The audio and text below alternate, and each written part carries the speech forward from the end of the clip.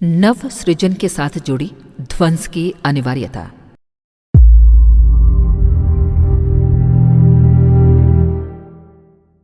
स्थूल बुद्धि और चर्म चक्षुओं की पकड़ परिधि बहुत सीमित है। यदि इन्हीं पर निर्भर रहा जाए तो किसी भी तथ्य को समझना और किसी भी समस्या का समाधान ढूंढना संभव न हो सकेगा। महत्वपूर्ण प्रसंगों में हमेशा सूक्ष्म बुद्धि एवं बेधक पारदर्शी दृष्टि का अवलंबन लेना होता है। प्रकृति के प्रत्यक्ष स्वरूप को ही सब कुछ समझने वाले उसके पीछे छिपे परोक्ष रहस्यों को समझने में कहाँ सफल हो पाते हैं। पृथ्वी धुरी पर भी घूमती है और द्रुत गति से पृथ्वी की परिक्रमा भी करती है। ये बात प्रत्यक्ष देखने का हठ करने वाले को समझाई ही नहीं जा सकती। ऐसे कई प्रकरण हैं जिन्हें समझने के लिए सूक्ष्म बुद्धि का आश्रय लेना पड़ता है। रहस्यों को समझने में समर्थ ऐसे ही व्यक्तियों को बुद्धिमान, तत्वदर्शी आदि नामों से जाना और सराहा जाता है। समय की विपन्नता उन्हें कदाचित ही देख पड़े जिनकी दृष्टि कमाने, सोने, जागने तक सीमित है। उनके लिए तो जीवन चक्र का ढर्रा भी एक रस है, जबकि मनुष्य बढ़ने, घटने और मृत्यु के मुख में घुसने के नियति चक्र में तेजी से घसीटा जा रहा होता है। इन दिनों अपने चारों ओर जो घटित हो रहा है, होने जा रहा है, उसका स्वरूप समझना, मूल्यांकन करना मोटी दृष्टि से संभव नहीं। इन दिनों प्रकृति प्रकोपों का कुचक्र अधिकाधिक विपन्न होता चला जा रहा है। हजारों वर्षों से ऐसी दैवी विपत्ति धरती पर नहीं उतरी जितनी कि इन दिनों दृष्टिगोचर हो रही है। धरती और प्रकृति के बीच एक बहुत ही मधुर संतुलन अनादिकाल से चला रहा है। वही मूल कारण है कि मौसम, जलवायु, वनस्पति एवं प्राणी जीवन का ऐसा पारस्परिक सौहार्द भरा सुयोग बन पड़ा है, जिसके आधार पर धरती को ब्रह्मांड के ग्रह गोलकों की साम्राज्ञी का श्रेय मिला है और सृष्टा की अनुपम कलाकृति कहा गया है। यदि यह संतुलन न बैठता तो चंद्रमा जैसी निस्तब्धता, कुरूपता और भयंकरता ही अपनी धरती पर बनी होती। जिन्होंने अंतर्ग्रही परिस्थितियों और हलचलों का सूक्ष्म दृष्टि से अध्ययन किया है, उनका मत है कि विगत कुछ दशकों से पर्यावरण असंतुलन बढ़ता जा रहा है। इसी के प्रतिक्रिया स्वरूप अनेक प्रकार के व्यतिक्रम देखने में आ रहे हैं, जो सीधे सीधे अदृश्य जगत की परोक्ष विधि व्यवस्था में असंतुलन का संकेत देते हैं। खगोल विज्ञानियों तथा पर्यावरण विशेषज्ञों का कथन है कि यही स्थिति यथावत बनी रही तो आने वाले वर्षों में प्राकृतिक विपदाओं, विक्षोभों की भयावह विभीषिका प्रस्तुत हो सकती है। सारा संसार ही उसकी चपेट में आ सकता है तथा मानव जाति को त्रास भुगतते भुगतते अपना अस्तित्व गंवाना पड़ सकता है। जल प्रलय, अतिवृष्टि, अनावृष्टि, भूकंपों की बाढ़, ज्वालामुखी विस्फोट, महामारियां, कॉस्मिक किरणों के कारण नए नए रोग, बवंडर, तूफान आदि प्रकृतिगत विक्षोभ कहे जा सकते हैं। पर्यावरण प्रदूषण, न्यूक्लियर विस्फोट, अणु प्रक्षेपास्त्रों की अंतरिक्षीय होड़, बांधों और उद्योगों का अंधाधुंध बिना किसी नीति निर्धारण के बनते चले जाना इन विक्षोभों के मानवकृत कारण कहे जा सकते हैं। पुच्छल तारे के प्रकट होने के दुष्परिणाम, सौर कलंक एवं ज्वालाएं, चंद्र एवं सूर्य ग्रहण, अंतर्ग्रही असंतुलन, उल्कापात कुछ ऐसी परिस्थितियां हैं जिनमें प्रकृति को प्रधान कारण माना जा सकता है। लेकिन इन सब का समुच्चय जब एक साथ होने लगे तब इनका प्रभाव पृथ्वीवासियों पर कितना घातक होगा, इसकी मात्र कल्पना भर की जा सकती है। मनुष्य के पुरुषार्थ और कौशल को कितना ही क्यों न सराहा जाए, पर यह निश्चित है कि वो प्रकृति प्रकोप का एक झटका भी सहन नहीं कर सकता। जब भी जहां भी अतिवृष्टि, अनावृष्टि, भूकंप, तूफान, महामारी आदि के प्रकृति विपर्यय सामने आते हैं, मनुष्य ची बोल जाता है और उसका सारा पराक्रम एक कोने पर रखा रह जाता है। सृष्टि के इतिहास में कई बार हिम प्रलय, अग्नि प्रलय जैसे भयावह समय आए हैं। उन्होंने धरती का नक्शा ही बदल दिया है। प्राणियों और वनस्पतियों की प्रजातियां ही बदल गईं। कभी डायनासोर जैसे विशालकाय जंतु इस पृथ्वी पर वास करते थे, आज उनका नामो निशान ही मिट गया। सहस्राब्दियों के उलट पुलट के बाद जो बचा, उससे कहीं ऐसी स्थिति बनी जिसे निर्वाह की दृष्टि से सरल साधारण कहा जा सके।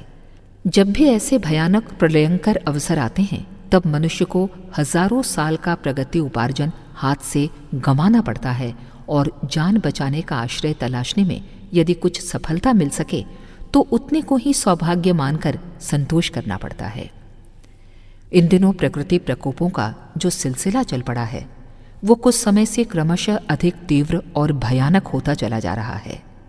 पर्यवेक्षण से अनेक डरावने तथ्य सामने आते हैं और साथ ही सूक्ष्मदर्शियों द्वारा इस संदर्भ में जो अनुमान लगाए गए हैं, वे और भी अधिक चिंता उत्पन्न करते हैं। हरितिमा की चादर से लिपटी ये धरती धीरे धीरे निर्वसन होती जा रही है। औद्योगिकरण ने पृथ्वी के सौंदर्य सुषमा को छीनकर उसे कुरूप ही नहीं, वरन वातावरण को इतना विषाक्त कर दिया है कि कभी भी ध्रुवों के पिघलने से जल प्रलय का संकट उठ खड़ा हो सकता है। वातावरण में बढ़ती कार्बन डाइऑक्साइड की मात्रा ने मनुष्य को शारीरिक व्याधियों, मानसिक तनाव के रूप में तथा समग्र प्रकृति चक्र को पर्यावरण असंतुलन, मौसम में अप्रत्याशित परिवर्तन के रूप में प्रभावित किया है। 1948 में इस गैस का पर्यावरण में उत्सर्जन 550 करोड़ टन था। लगभग 54% हरितिमा का आवरण इसे सोख लेता था। शेष भूमिका समुद्र निभाता था। 1982 में यह उत्सर्जन बढ़कर 2140 करोड़ टन हो गया एवं वन संपदा मात्र 18 से 21% रह गई। इस सदी में जहां पृथ्वी के कवच आयनोस्फीयर का तापमान मात्र 1 डिग्री सेंटीग्रेड बढ़ना था, वो 4 डिग्री बढ़ा है, जिससे ग्रीन हाउस प्रभाव के कारण बढ़ी ऊष्मा जीवधारियों के आसपास ही कैद होकर रह गई है। इससे मौसम पर कैसे प्रतिकूल प्रभाव पड़े हैं, इसका मूल्यांकन समाचारों पर एक दृष्टि डालकर किया जा सकता है। विश्वविख्यात प्लेन ट्रुथ पत्रिका के अप्रैल 83 अंक में एक पर्यवेक्षण छपा है, जिसमें इस शताब्दी के मौसम परिवर्तनों पर प्रकाश डालते हुए कहा गया है कि ऐसा प्रकृति प्रकोप पिछले हजारों वर्षों में देखने में नहीं आया। उसमें अदृश्य के गति चक्र का विश्लेषण करते हुए ये भी बताया गया है कि अगले दिनों ये संकट अधिक गहरा होने की संभावना है। पिछले 2 दशकों में हुए इन परिवर्तनों का संक्षिप्त विवरण इस प्रकार जाना जा सकता है।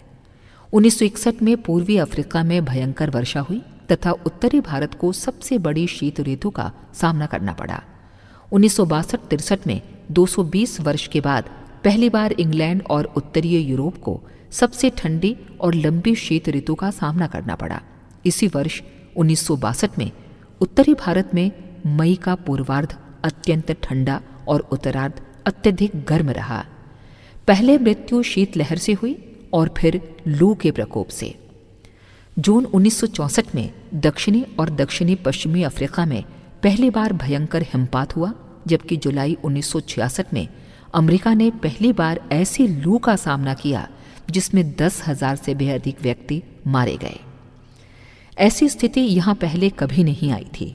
1968 से 1973 तक लगातार इथियोपिया और चिली में भयावह सूखा पड़ा, जिससे 50% व्यक्ति अकाल मृत्यु को प्राप्त हुए, जबकि 1973 के अगस्त में थार के रेगिस्तान में भयंकर बरसात और बाढ़ आई।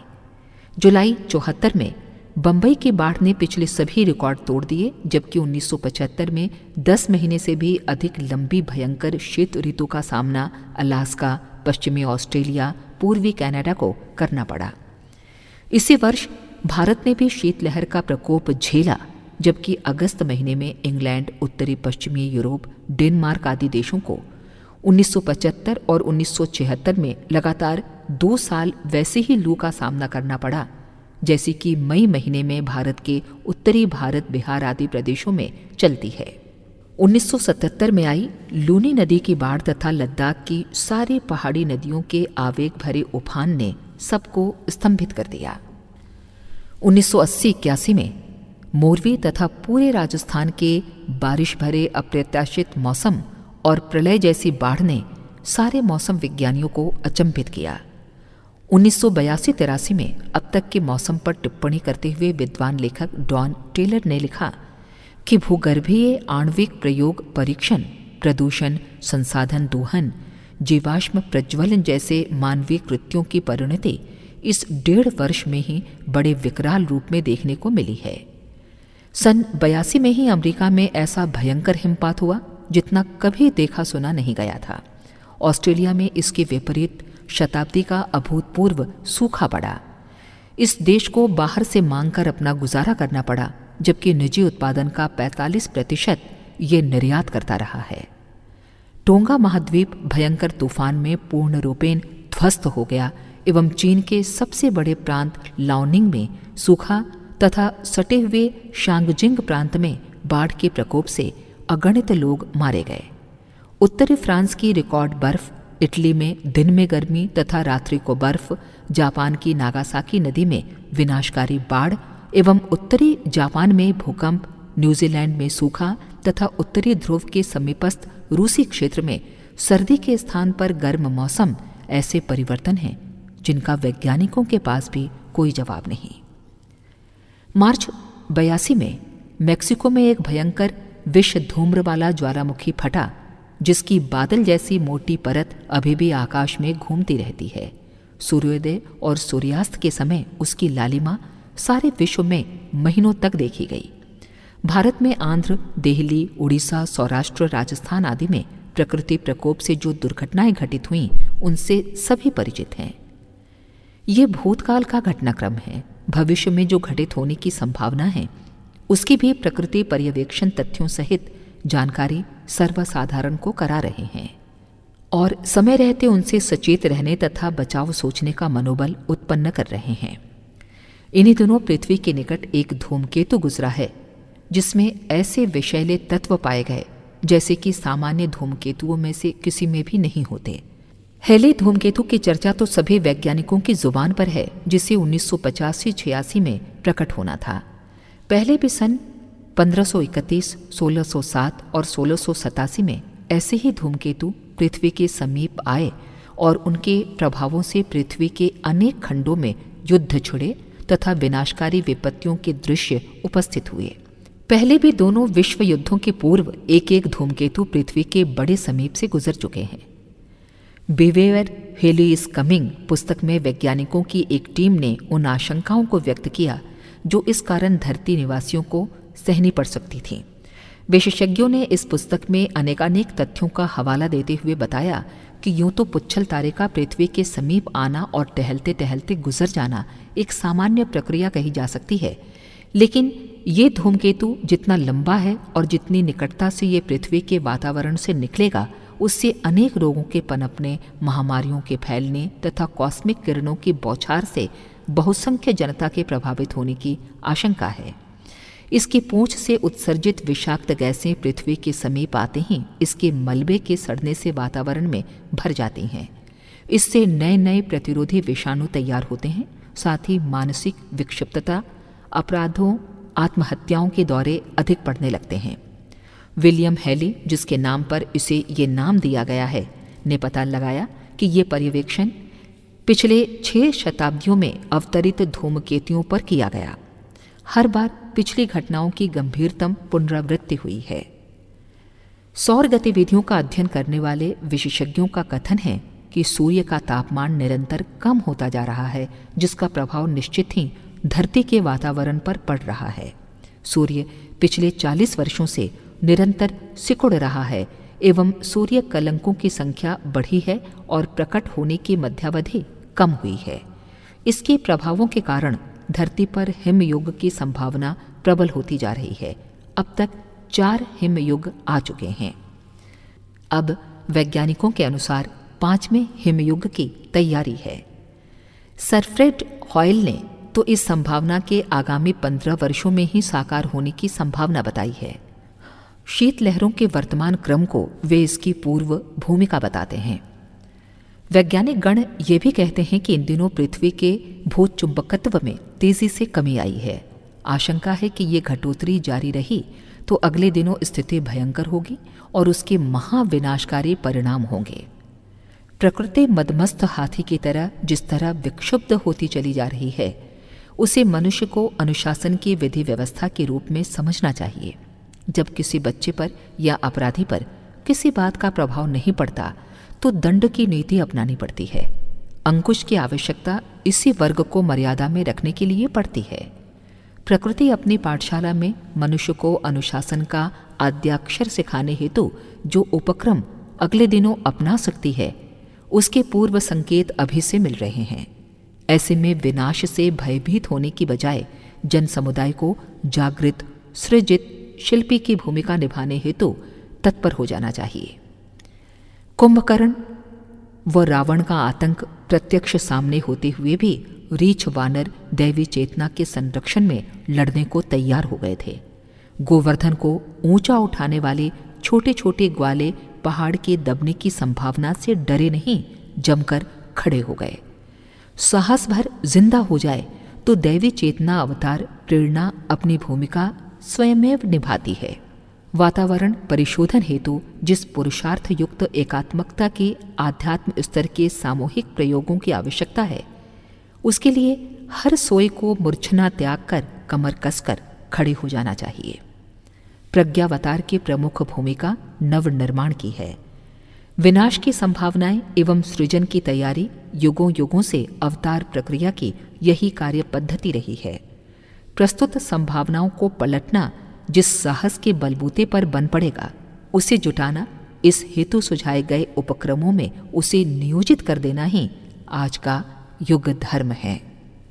अगर आपको हमारी यह वीडियो पसंद आई हो तो इसको लाइक करें, कमेंट और शेयर ज़रूर करें और हमारे YouTube चैनल ऋषि चिंतन को सब्सक्राइब भी कर लें।